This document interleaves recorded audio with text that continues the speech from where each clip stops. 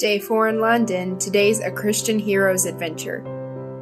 So I started my day off today doing a little bit of Bible reading, and then I went out and instantly started looking everywhere for flowers. I knew I was going to be visiting the graves of two great Christian authors who really inspired my walk as a Christian author, and I wanted to have a little something to leave at their graves, so I ended up getting a bouquet from a Tesco, and then I hopped on the tube. Now, I had never been on one of the big tubes before. I did not like the way it turned corners and shifted. That was so strange to me. I had a connection at King's Cross Station. Next thing I did was stop at a meat pastry place and get a nice little meat pastry. These things are so addictive. I absolutely love them. I eat them whenever I'm in Europe, every single chance I get. After eating my meat pastry, we started looking for where to go next. This station is enormous. We've literally been walking around for like 5 minutes and we finally made it to our terminal. This building cracks me up so much because it's a medieval building in the middle of downtown London. So we finally made it to Bunhill Cemetery. This is a cemetery for dissenters. This essentially means that anyone who stood against the Church of England was buried here instead of in a regular graveyard. So it boasts a lot of famous people who stood up against the Church of England. Now, this particular cemetery is being restored because it has had people buried in it since the 1500s, although we think people have been buried there for much longer. However, despite being old, it's also kind of dilapidated because it was damaged during the bombings of World War II. However, the graves I wanted to see have been very well maintained. And I brought a couple flowers, but I want to read an excerpt from Pilgrim's Progress that I feel is very applicable. I see myself now at the end of my journey. My toilsome days are ended.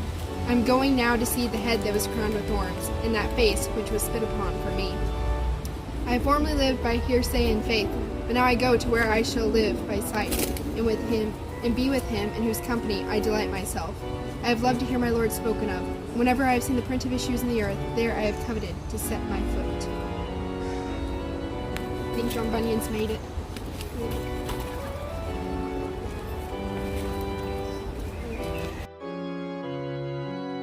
I just love how his grave essentially tells the gospel story, because on one side you see Christian starting off as graceless on his journey with his burden on his back, and on the other side you see him losing his burden as he arrives at the hill of salvation and finds Christ.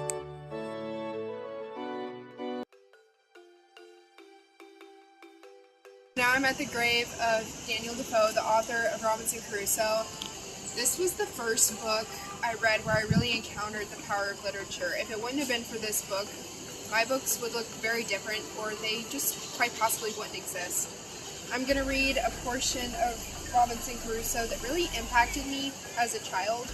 And, as an adult, I realized that this book has a lot of problems, but as a child, it was the first time I really saw Christianity in literature. At this point, Robinson Crusoe is marooned on the island and he is sick and in fear of his life. June 20th. No rest at all night. Violent pains in my head and feverish. June 21. Very ill. Frightened almost to death with the apprehensions of my sad condition.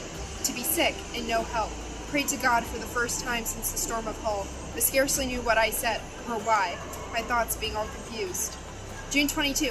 A little better, but under dreadful apprehensions of sickness. June 23. Very bad again. Cold and shivering, and then a violent headache. June 24. Much better.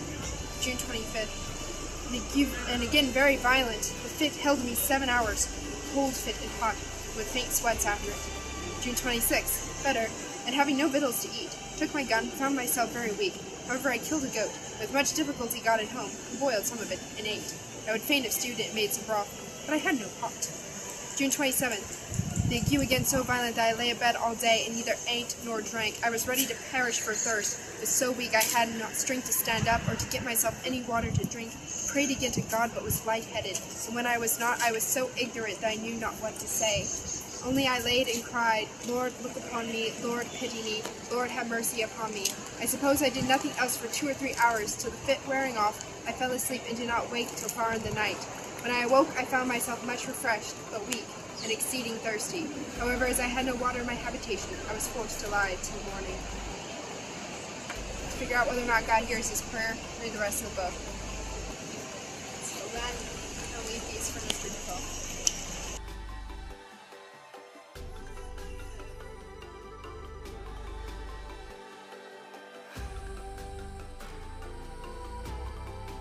This next grave I find a little funny. It is the grave of the romantic poet William Blake. Blake is here because he is a dissenter. However, he's not a good dissenter. He denied the Bible and wrote his own mythology, so I find it funny that he's here with Bunyan and Defoe. Our next and last stop was John Wesley's house. We couldn't go inside, but this is the outside of the John Wesley Chapel, which he built. We were also able to see the graves of different family members, such as the grave of his mother, Susanna. And then here is the inside of the chapel. I'm just blown away at how beautiful it was. Also, the pews are original, as is the organ. That is Charles Wesley's organ. I am so blessed to see this.